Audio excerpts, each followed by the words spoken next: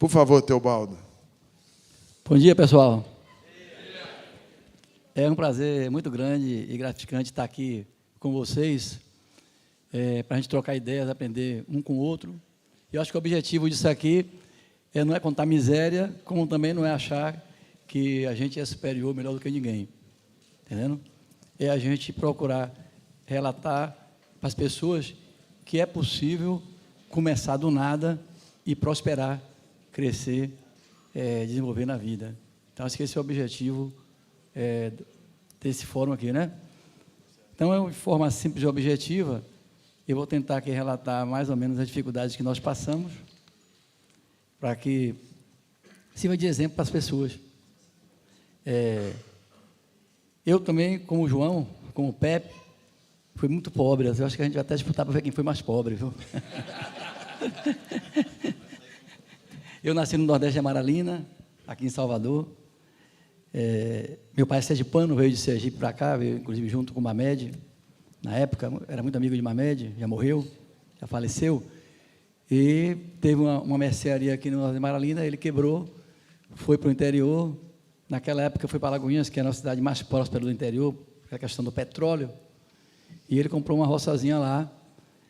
E nessa roça tinha laranja, tinha muitas frutas. E a gente vivia basicamente disso. Todo sábado tinha uma jega chamada, um jegue chamado pé de serra e uma jega chamada boneca, que a gente enchia no caçoar as frutas e verduras e levava para a feira para vender. E sobrevivia, comia com o dinheiro dessas frutas que a gente vendia. E já naquela época, eu comecei a ter o tino comercial, né? Quando a coisa apertava que só tinha carga para boneca, que era égua, eu ia também, e aí eu já ajudava camelô, que ia vender roupa, camelô que ia vender plástico, camelô que ia vender alumínio na feira. Quando não tinha nada para fazer, eu ia para a porta do Paradela carregar compras. Tinha um supermercado da Paradela na época, eu ficava carregando compra lá, pagar meu dinheirinho, né? E aí, meu pai, com esse dinheiro, comprava uma cabeça de porco, que é o que tinha de mais barato, e carne de baleia, também era o que tinha mais barato naquela época. A gente passava todos os dias, comia raiz. Inhame que a gente plantava, aipim, com cabeça de porco. E carne de baleia, que era o que tinha de mais barato. Então, a gente tinha laranja, fruta, verdura, Coca-Cola praticamente era só em Natal, quando conseguia comprar.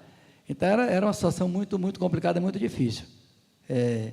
Aí, daí, eu já comecei a fazer um monte de coisa.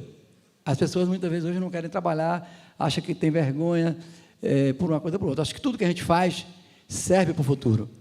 Então, eu fui ajudante mecânico, eu fui ajudante serralheiro, eu trabalhava na padaria o dia todo, ganhava 2 varas de pão de tarde, vendia a laranja no estádio Carneirão, de 12 até 15 horas, depois de si era gandula, lá em Alagoinhas.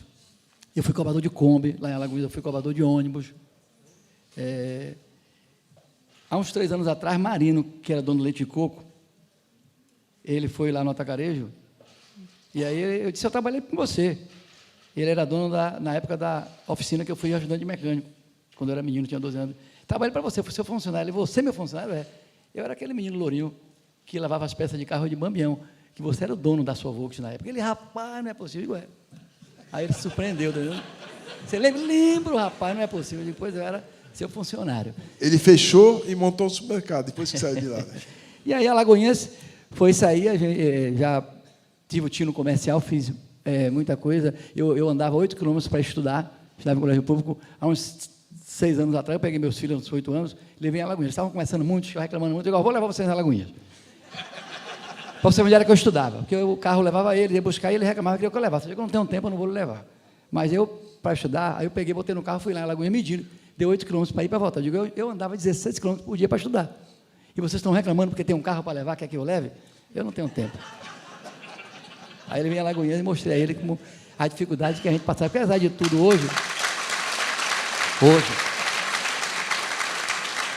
as coisas hoje são muito mais fáceis do que no passado.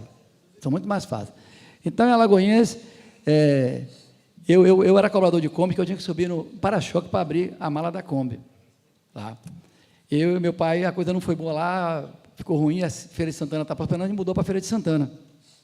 Feira de Santana, ele tentou comprar uma pensão lá e não estava dando certo também. Mas Feira de Santana eu fui servente de obra, eu fui ajudante de depósito, eu entreguei jornal no Diário de Notícias.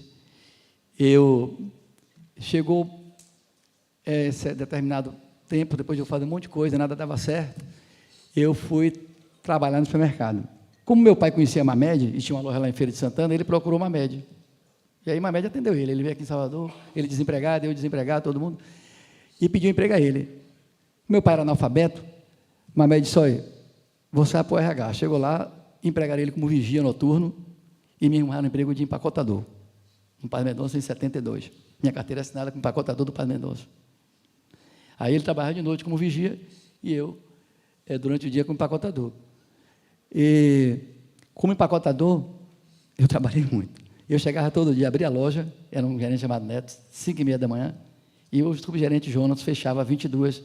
Eu pegava às 5h30 da manhã, batia meu cartão e saía todo dia, meia-noite. Tinha uma faxina lá todo sábado, ninguém queria fazer. Eu disse, me bote o ano todo. Aí eu chegava lá, sábado, 5h30 da manhã, e saía domingo, 7h da manhã, trabalhava 25 horas. Meu cartão azul fazia mais horas do que o cartão amarelo. Eu fazia muito mais horas, eu ganhava muito dinheiro. Aí teve uma auditoria, foi um rapaz do setor pessoal, Aguinaldo, que disse que estavam roubando lá, que ninguém podia trabalhar mais no cartão azul do que no amarelo. Aí cortou as horas extras. Que hoje ninguém não pode nem trabalhar, na loja da gente não pode trabalhar mais de 2 horas, não pode nada hoje, né? E agora eu estou morto, como é que eu vou ganhar meu dinheiro? Aí eu fui para frente de casa, falei com o gerente, eu bati meu cartão 2 horas e ficava carregando as compras até 23 horas. Ganhei o triplo do que eu ganhava com uma hora extra, carregando compras. Então, você vê, sempre a gente tem que ter essa criatividade, né? Se superar. Trabalhei muito tempo lá, trabalhei no Diário de Notícias, entregava jornal, depois eu fui para o escritório, depois era encarregado, depois eu sou um pouco marqueteiro, porque naquela época tinha uma coluna que o jornalista fazia, como ele era preguiçoso, eu ajudei ele a fazer a coluna, eu fazia as curtinhas. Aí as curtinhas todas eu que fazia para ele. Aí eu virei até, tudo que a gente faz um dia serve, pessoal.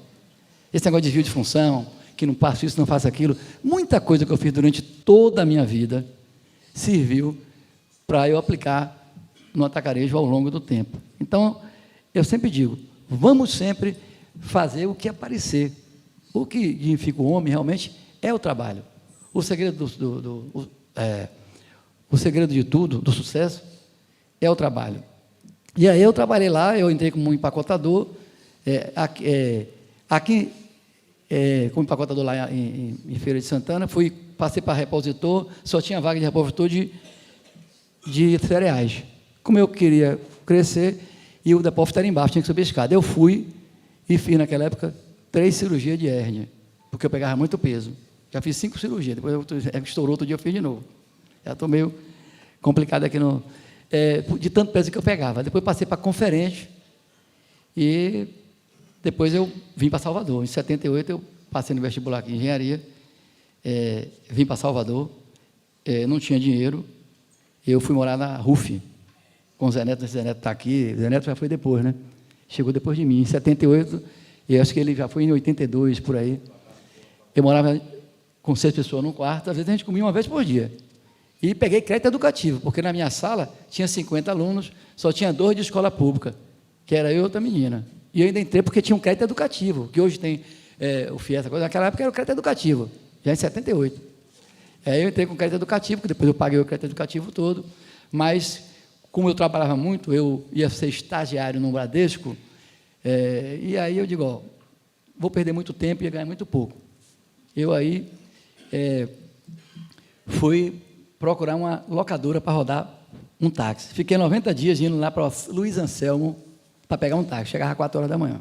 Com 90 dias, o gerente me disse, olha, você parece um playboy, é muito novo, o dono não vai lhe dar o carro, você é muito persistente. Eu todo dia espero você não vir mais, você vem. Ele não vai lhe dar o carro.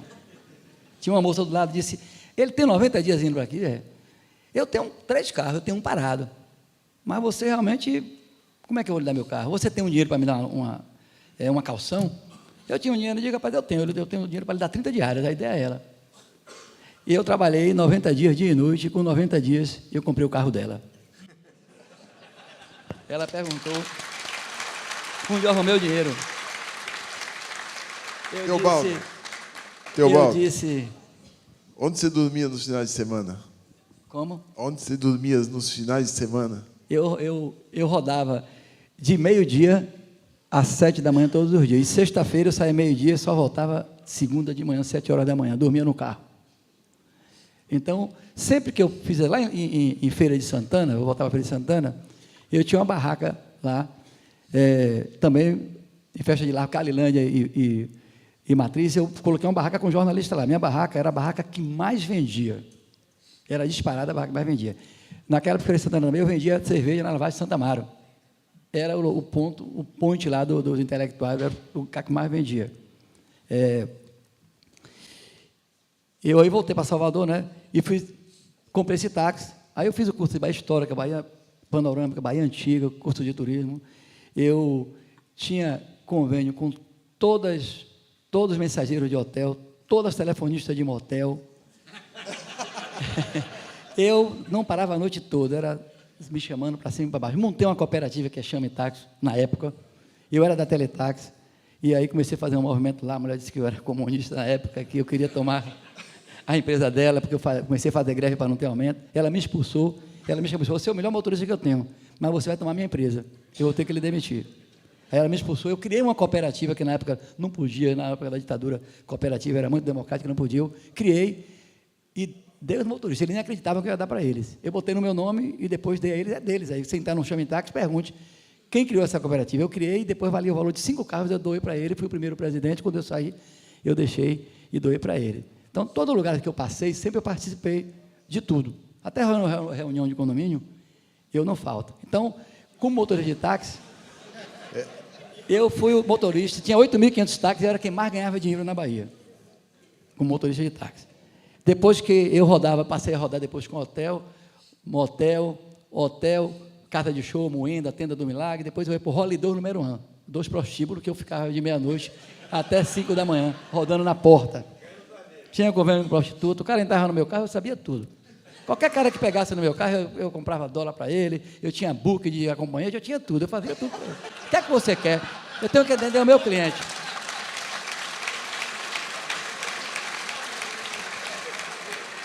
Então, como eu rodava muito em porta de hotel, porta de navio, eu pegava muita gente rica. E quando o cara entrava no meu carro, ele já me encontrava por 2, 3 dias. Eu cobrava cara diária para ele. Porque você quer o quê? Você gosta de museu, gosta de paisagem, você gosta de natureza. O que é que você quer? Então, é o que a gente tem que fazer com o cliente. A gente tem que fazer o que o cliente quer, né? Atender o cliente bem. Então, eu era o motorista de táxi que mais ganhava dinheiro na Bahia. E por isso que até o ano passado eu tinha meu táxi. Eu vendi o meu táxi porque o Fabrício ficava enchendo o saco e ele queria botar um decreto aí para ninguém poder táxi no nome. Quem tivesse em contrato social ou tivesse carteira assinada, ele ia caçar a placa de táxi. Eu vendia, mas me arrependi. Porque meu táxi, para mim, é um símbolo, porque eu ganhei muito dinheiro com táxi, eu tenho muita gratidão ao táxi. Eu estou até querendo comprar meu táxi de novo, está entendendo? Porque eu andava muito no meu táxi, e no meu táxi é bom que todo lugar que eu chegava, ele me identificava. Hoje o cara olha, meu carro está ali, até o balde está aí que o carro está ali. E no meu táxi, eles não me identificam no lugar que eu estou. Por isso eu gosto muito de andar de táxi. Mas aí, do táxi, como ele falou, em 70, eu me lembro que eu passava ali no Otto, no Salvador, eu digo, será que um dia eu vou ter condições de morar aqui num apartamento desse? Em Feira de Santana, eu ficava na porta do Feira Tênis Clube, eu já vendia ali o espetinho de gato, ficava ali na porta, eu não conseguia entrar no Feira Tênis Clube, no Cajueiro, porque era caro. Quando eu ia por lugares com meus amigos, eu não bebia, porque eu sempre fui muito orgulhoso, como eu não tinha dinheiro para pagar, quanto eu não bebia. Porque até hoje eu nem bebo nem fumo, porque eu acostumei a não beber, porque eu não tinha dinheiro para pagar bebida e não gostava de usufruir, nem que ninguém pagasse nada para mim. E aí, com o táxi, eu ia comprar um terreno, ia comprar um apartamento, eu digo, não, vou comprar um terreno, porque com o terreno eu posso botar um comércio e fazer uma casa em cima. E aí comprei esse terreno lá na Pituba e fiz uma barraca. Essa barraca, eu lembro que eu construí a barraca, uma barraca de madeirite, e quando eu fui comprar na calçada, ninguém me vendeu. Eu tinha um cheque especial do Bradesco e ninguém me vendeu. Eu fiquei 90 dias comprando mercadoria no Pet Preço do Nordeste, enchendo a barraca. Eu digo, só vou abrir minha barraca quando ela estiver 100% cheia. Em 90 dias eu enchi, aí abri sem dever nada a ninguém. Foi quando começou a abrir e fechar a barraca, puxando para cima e para baixo. Depois da barraca, eu fiz uma suíte no fundo da barraca, com telha de eternite, e morava lá na suíte. E a cozinha era de madeirite. Eu me lembro que uma vez eu detetizei, no outro dia tinha 1000 baratas mortas. Porque era tudo de madeirite, né? E aí eu fui ali com a barraca, eu acordava às 4h30 da manhã para pegar pão na padaria Caminho das Árvores, e abria a barraca às 5 horas, fechava às 22, mas eu vendia bebida, o bêbado ficava lá até meia-noite. E eu dizia todo dia, um dia eu vou deixar de vender bebida. Porque aí eu passei assim 30 anos trabalhando de 5 da manhã à meia-noite, dormia 4 horas por dia, sem folgar, e sem tirar férias, 30 anos, contado. Até que eu ampliei para a mercearia, depois ampliei para uma padaria, depois para o mercadinho, depois para o atacado. Tudo lá na panificadora do parque. E já virei um atacado grande. Naquela época, você vê que o pessoal reclamou que a dificuldade era muito maior. Qualquer coisa que você fosse comprar no Paz Mendonça, que você fosse comprar na mão de um fornecedor, no Paz Mendonça era mais barato. 100% da mercadoria era mais barato no Paz Mendonça do que você comprar na mão de um fornecedor.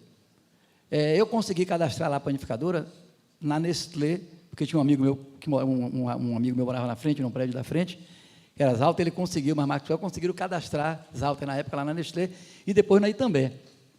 E aí já na panificadora, a panificadora do parque cresceu, e eu, às vezes, era primeiro ou segundo em Bahia e Sergipe. Era Paz Mendonça primeiro e o segundo, tanto na Nestlé como na Itambé.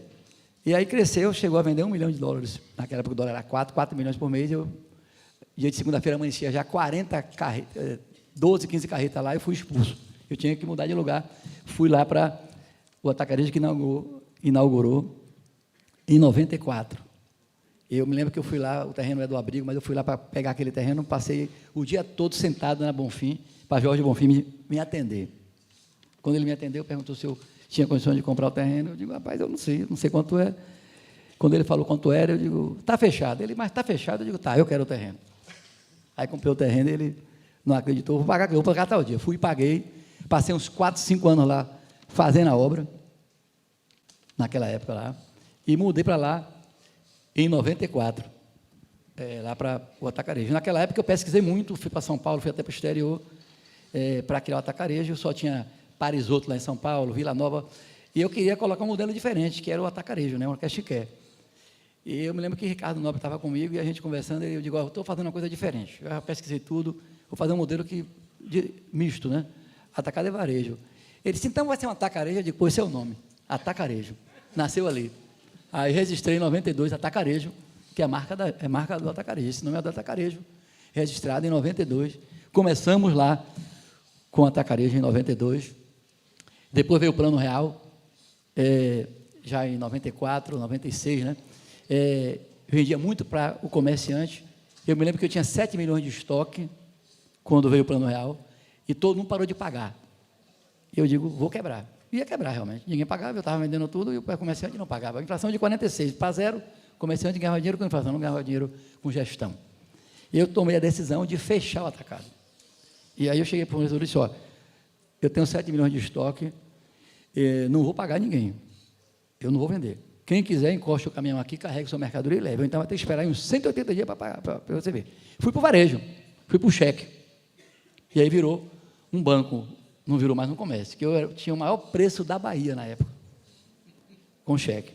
E aí, botei cheque para 30, o pessoal botou para... Aí o Superboc começou a competir comigo, botei para 40, para 50, cheguei em 120, 150, a base na época me reuniram lá para me expulsar da base se eu não acabasse com cheque. Eu digo, pode me expulsar, eu vou denunciar na imprensa. Porque aqui está virando cartel e pela iniciativa você não pode impedir que eu faça o que eu quero fazer, eu não vou parar com o cheque. Aí o João disse, ó, deixa o Teobaldo lá, e embora a gente fazer um acordo, cara, e acabar com o cheque. Todo mundo acabou, eu continuei com o meu cheque. Trabalhei durante muito tempo ganhando dinheiro com cheque, era um banco, eu tinha o maior preço da cidade, mas um negócio que depende do dono, que a marca é o dono, não tem valor. Chegou ao ponto que, depois de muito tempo, o pessoal já estava me empurrando para o distribuidor, porque eu nunca passei 10 anos sem crescer. Aí foi que eu resolvi voltar para a minha origem, que era o atacarejo, que era o caxinqué. E aí, como é que eu vou agora mudar? sair do maior preço para o menor preço. Aí eu digo, rapaz, eu vou me arriscar. A gente tem que ter coragem, tem que se arriscar na vida, né? E abrimos o calçada, abrimos o caminho de areia e abrimos lá, fomos para a Estrada do Coco, que foi o grande salto, que quando eu cheguei lá para abrir na frente do Atacadão, o Atacadão chegou para mim e disse, olha, a gente destrói qualquer um que está no raio de 10 quilômetros da gente. Como é que você tem a ousadia de abrir na minha frente? Para que foi falar isso, né? Eu digo, rapaz, eu não tenho opção, eu vou ter que abrir, meu ponto é bom. E aí tentei imitar o Atacadão, fazer exatamente o que ele fazia. Não tinha embalagem, não tinha cartão de crédito, não tinha cartão de débito, não tinha ticket, não tinha nada. E tudo que eu ia comprar na mão do fornecedor, o Atacadão vendia mais barato. No primeiro mês eu não vendi nada. Eu digo, eu tenho que mudar. E aí eu comecei a dar embalagem, cartão, ticket. E ele trabalhava com 5 mil itens, eu copiei ele, eu digo, agora eu vou botar. Cheguei a botar 16 mil itens e comecei a ganhar dinheiro porque ele não tinha. Então, eu reinventei o negócio. Aí, comecei a sobreviver. Foi muito difícil no começo, os fornecedores não acreditavam, eu não tinha escala. E aí, passei a vender mais do que ele e até hoje nossa loja vende mais do que o Atacadão. Sempre vendeu e vende até hoje mais do que ele lá em Lauro de Freitas. Então, tudo é possível, tá vendo, pessoal? Quem está na base e me conhece, sabe que eu sempre disse para os pequenos comerciantes, que o pequeno comerciante vai, qual que é mais fácil, o que é mais difícil? Tudo é difícil.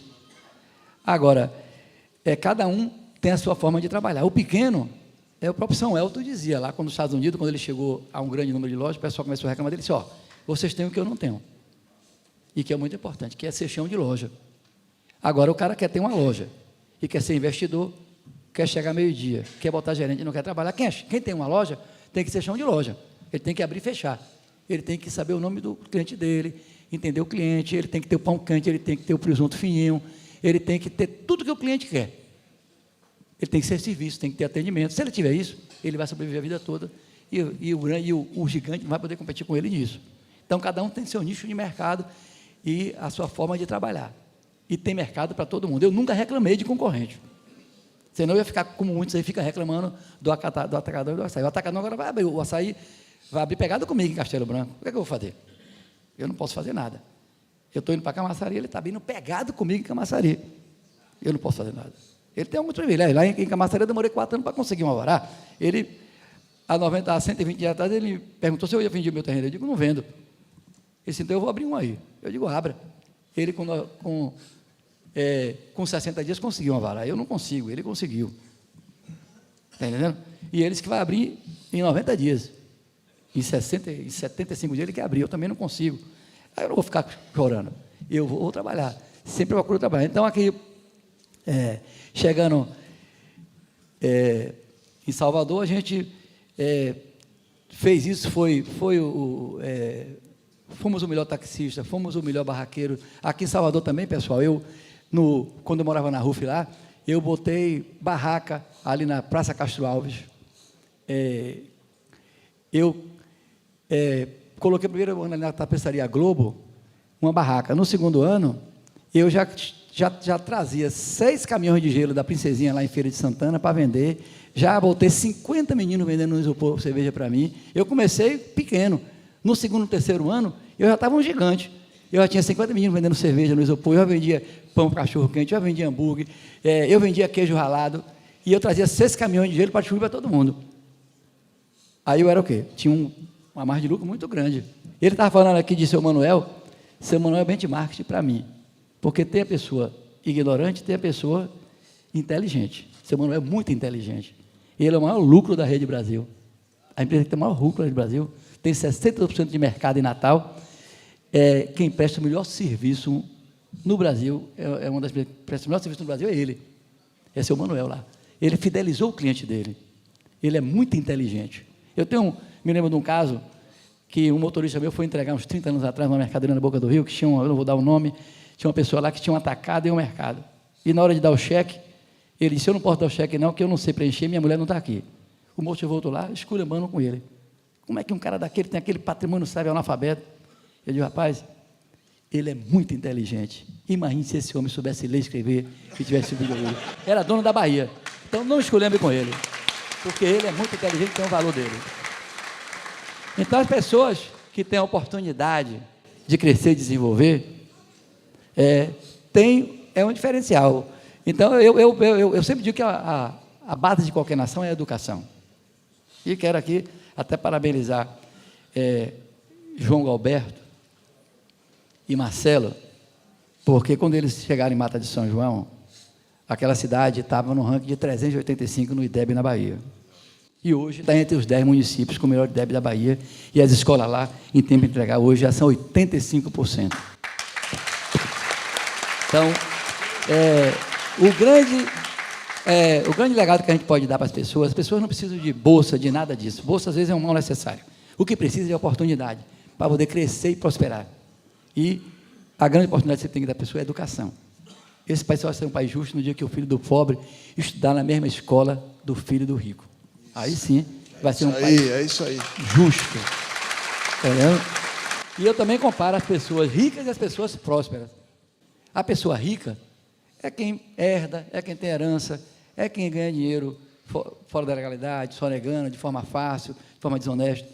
E a pessoa próspera, que hoje tem muita gente no Brasil assim, é quem ganha dinheiro trabalhando honestamente, respeitando as pessoas, não passando por cima de ninguém, pagando os impostos, fazendo tudo que é correto e consegue prosperar, crescer de forma ética e honesta. Essa que é a riqueza construída, que deve ser reconhecida, que são pessoas prósperas, não pessoas ricas, tá bom?